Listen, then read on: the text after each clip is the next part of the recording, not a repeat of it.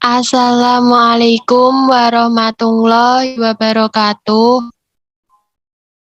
Kami dari kelompok 2 ingin mempresentasikan hasil diskusi kelompok kami, yaitu tentang memahami strategi. Sebelumnya, perkenalkan saya Hilmaria Putri, NIM 2020-12022. Yang kedua, Diva Ardana Salsabila, NIM 2020-12023. Yang ketiga, ada Vanessa Mutirahyani, NIM 2020-12028. Yang keempat, ada Putri Dwi Lestari, NIM 2020-12029. Baik, langsung saja kita materi. Yang pertama, ada pengertian strategi.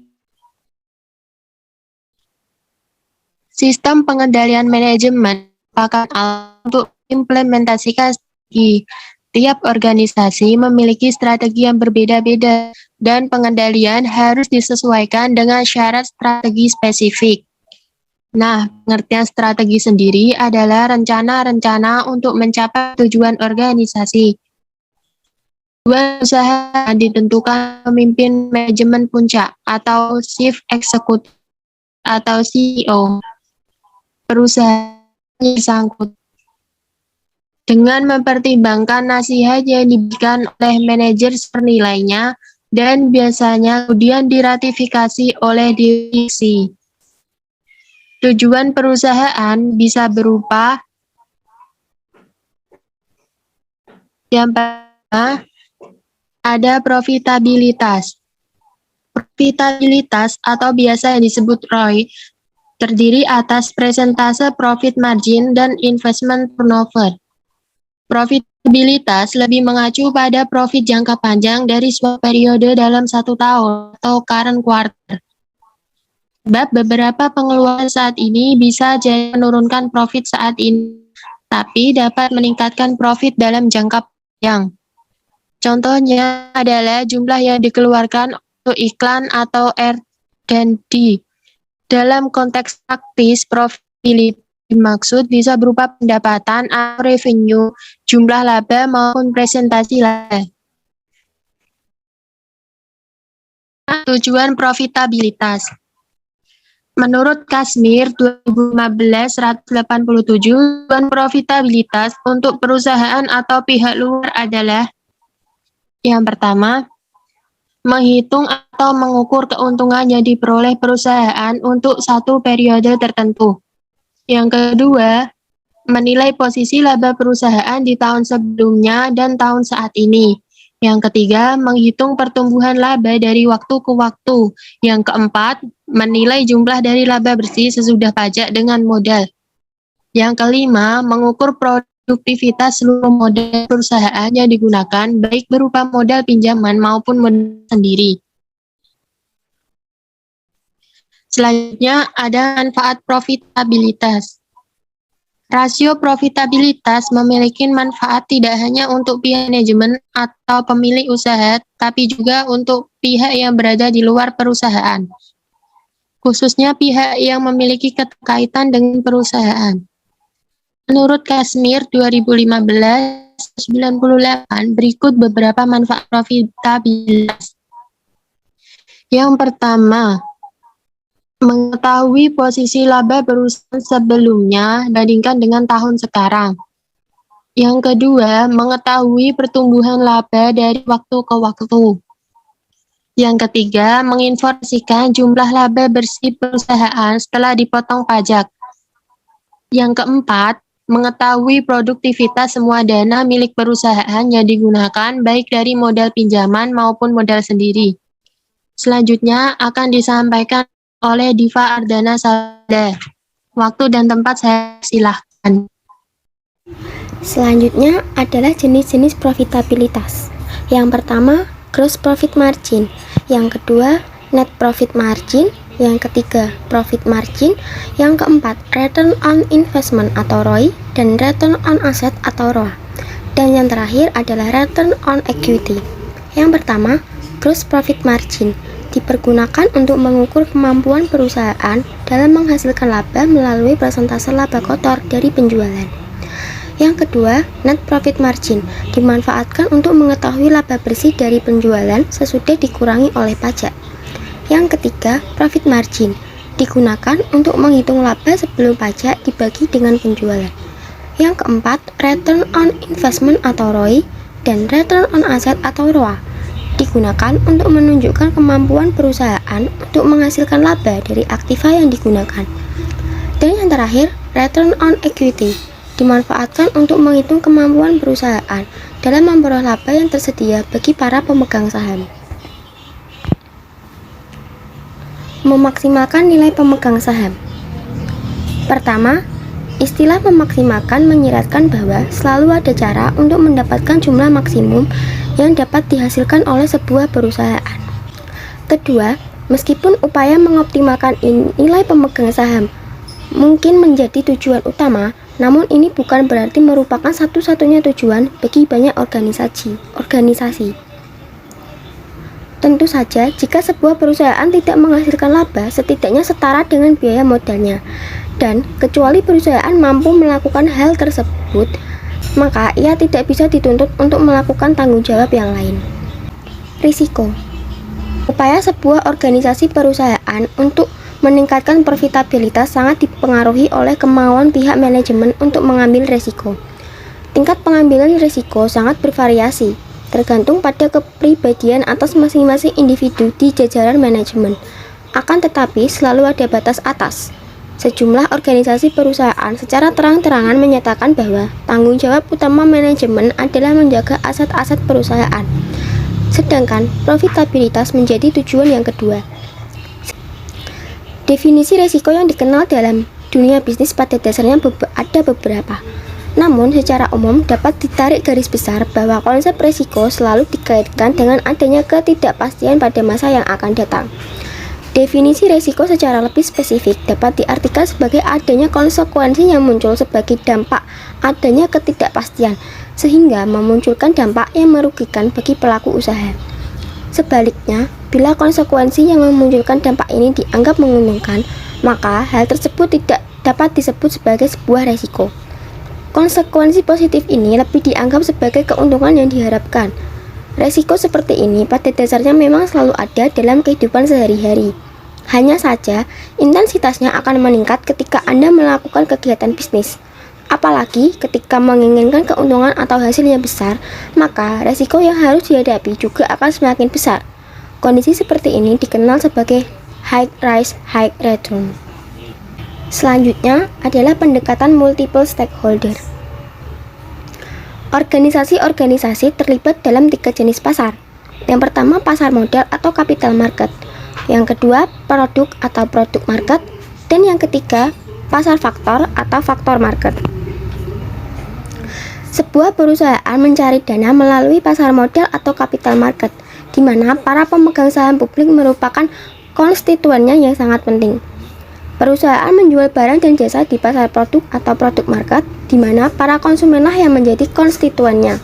Sementara perusahaan berkompetensi untuk memperoleh sumber daya seperti sumber daya manusia dan bahan-bahan mentah di pasar faktor atau faktor market, di mana yang menjadi konstituen utamanya adalah pegawai perusahaan dan para pemasok serta berbagai komunitas yang menyediakan sumber daya dan menjadi tempat beroperasinya perusahaan.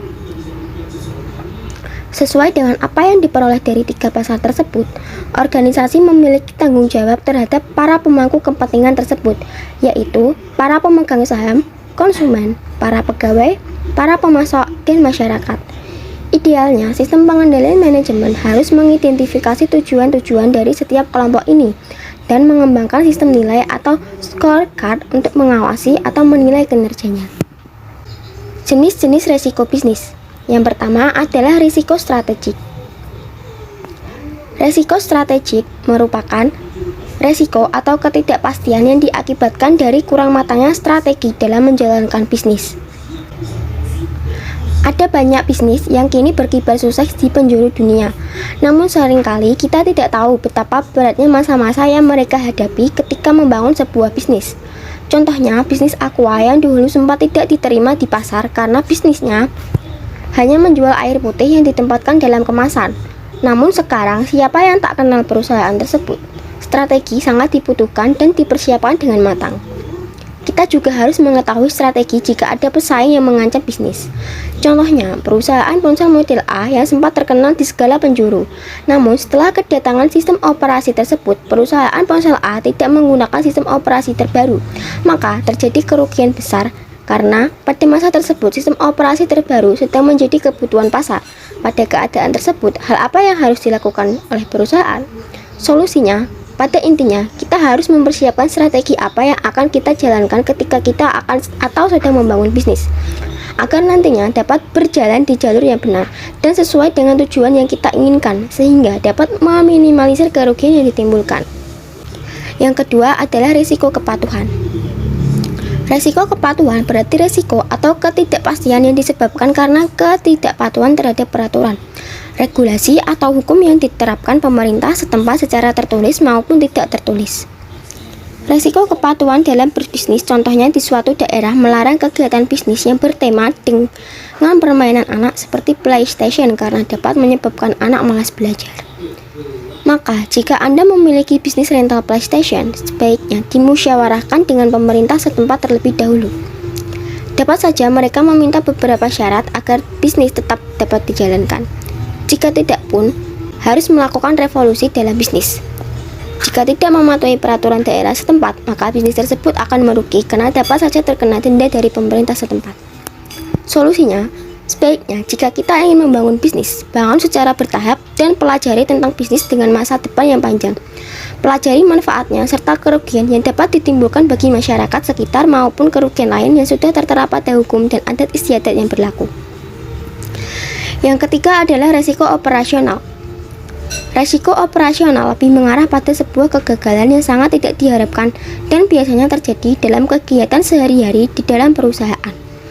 Hal itu dapat terjadi karena beberapa kegagalan teknis, seperti server yang sudah error, perseorangan atau karyawan, maupun proses pada kegiatan operasional perusahaan.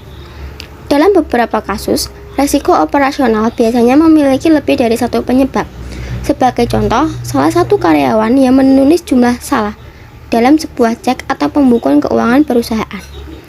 Angka yang ditulis seharusnya adalah 10 juta rupiah. Akan tetapi tertulis sebesar 100 juta rupiah. Maka, hal itu akan dapat menyebabkan kerugian, terlebih jika hal tersebut sering terjadi. Solusinya adalah beberapa hal yang dapat mencegah resiko operasional adalah dengan menggunakan sumber daya manusia yang terlatih dan profesional di bidangnya. Jika pemasaran dan pemesanan perusahaan menggunakan teknologi website, sebaiknya kita memiliki website kedua untuk membantu melakukan proses pemesanan atau dapat juga sebagai pemberitahuan mengenai informasi perusahaan. Kita juga dapat memanfaatkan sosial media untuk mencegah keterpurukan reputasi perusahaan. Jenis-jenis resiko bisnis.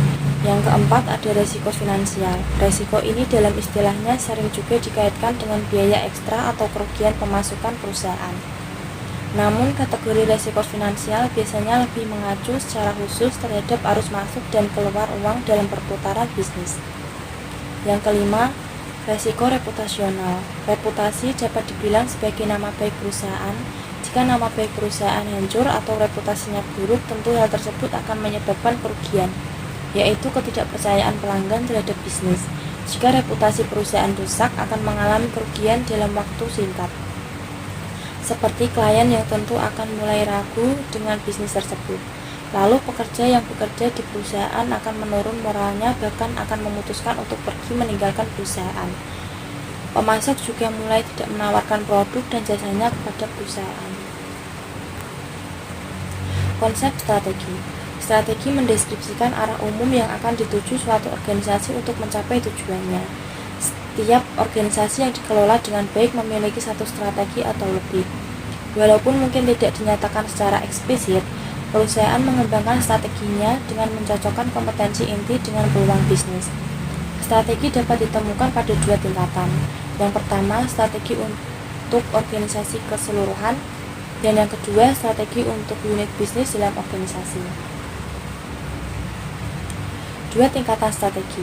Tingkatan strategi yang pertama adalah corporate level atau tingkat korporat atau organisasi keseluruhan. Isu strategi kunci dalam corporate level yang pertama, apakah kita ada dalam bauran industri yang tepat? Yang kedua, apa industri atau subindustri yang harus kita masuki? Opsi strategi generik dalam corporate level. Yang pertama, industri tunggal, yang kedua, diversifikasi yang berhubungan, yang ketiga, diversifikasi yang tidak berhubungan.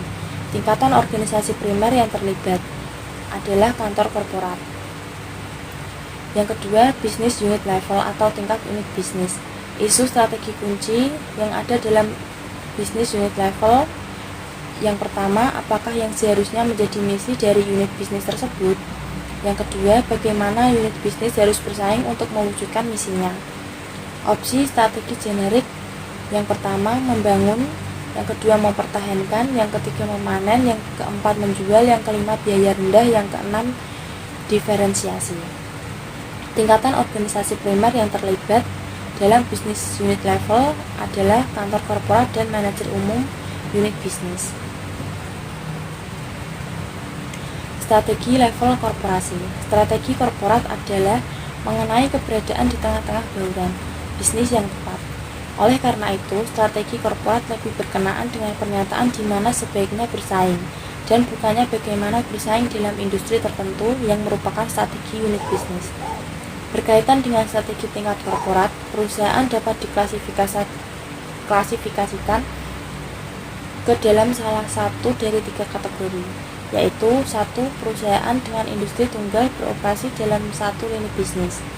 Exxon Mobil yang bergerak dalam industri minyak bumi merupakan salah satu contohnya. 2. Perusahaan dengan diversifikasi yang berhubungan. Procter & Gamble atau P&G adalah salah satu contoh dari perusahaan ini, memiliki unit-unit bisnis dalam popok, deterjen, sabun, pasta gigi, dan sampo, serta produk konsumen bermerek lainnya. 3. Perusahaan dengan bisnis yang tidak berhubungan beroperasi dalam bisnis yang tidak saling berhubungan satu sama lain. Hubungan antara unit-unit bisnis bersifat murni finansial. Contohnya Textron. Kompetensi inti dan diversifikasi korporat. Penelitian telah menunjukkan bahwa secara rata-rata perusahaan dengan diversifikasi yang berhubungan mencapai kinerja tertinggi. Perusahaan dengan industri tunggal mencapai kinerja yang terbaik kedua, dan perusahaan dengan diversifikasi yang tidak berhubungan tidak mencapai kinerja baik dalam jangka waktu panjang.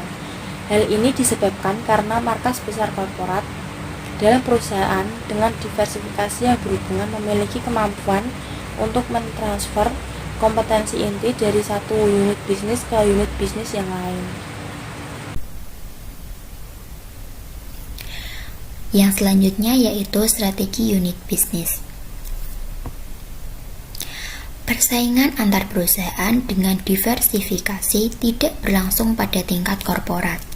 Sebaliknya, unit bisnis dalam satu perusahaan bersaing dengan unit bisnis dalam perusahaan lain. Kantor korporat dari perusahaan dengan diversifikasi tidak menghasilkan laba dari dirinya sendiri, melainkan pendapatan dihasilkan dan biaya ditanggung dalam unit-unit bisnis. Strategi unit bisnis berkenaan dengan bagaimana menciptakan dan memelihara keunggulan kompetitif dalam masing-masing industri yang telah dipilih oleh suatu perusahaan untuk berpartisipasi. Misi unit bisnis. Dalam perusahaan dengan diversifikasi, salah satu tugas manajemen senior adalah mengalokasikan sumber daya, yakni membuat keputusan mengenai penggunaan kas yang dihasilkan dari beberapa unit bisnis untuk mendanai pertumbuhan dalam unit bisnis lain. Beberapa model perencanaan telah dikembangkan untuk membantu manajer tingkat korporat dalam mengalokasikan sumber daya secara efektif. Model-model ini menyarankan bahwa perusahaan memiliki unit-unit bisnis dalam beberapa kategori yang diidentifikasikan dengan misinya, strategi yang tepat tepat untuk setiap kategori yang berbeda. Yang selanjutnya yaitu keunggulan kompetitif unit bisnis. Setiap unit bisnis harus mengembangkan keunggulan kompetitifnya untuk dapat melaksanakan misinya. Dalam pengembangan keunggulan kompetitif unit bisnis ini perlu diperhatikan 3 hal, yaitu yang pertama, apakah struktur industri di tempat unit bisnis ini beroperasi? Yang kedua, bagaimana unit bisnis seharusnya mengeksploitasi struktur industri? Dan yang ketiga yaitu apa yang akan menjadi dasar keunggulan kompetitif unit bisnis ini. Nah, menurut Porter, struktur industri harus dianalisis terkait dengan kekuatan kolektif dari 5 competitive forces. Yang pertama, yaitu intensitas persaingan antar para kompetitor yang ada. Yang kedua, bargaining power pelanggan atau daya tawar. Yang ketiga, bargaining power atau daya tawar dari supplier. Yang keempat, ancaman dari pengganti. Dan yang kelima adalah ancaman dari pendatang baru yang masuk industri. Kemudian keunggulan bersaing genetik. Ada 2, yaitu biaya rendah kepemimpinan dan diferensiasi. Untuk biaya rendah kepemimpinan, biaya dapat diperoleh melalui beberapa pendekatan, seperti skala ekonomi dalam produksi, dampak kurva belajar, pengendalian biaya yang ketat, dan meminimalisir biaya, atau dalam beberapa area seperti penelitian dan pengembangan, jasa, tenaga penjualan, atau periklanan. Yang diferensiasi yaitu diferensiasi fokus utama strategi ini adalah melakukan diferensiasi penawaran produk yang dihasilkan oleh unit bisnis sehingga menciptakan suatu yang dipandang oleh pelanggan sebagai sesuatu yang unik.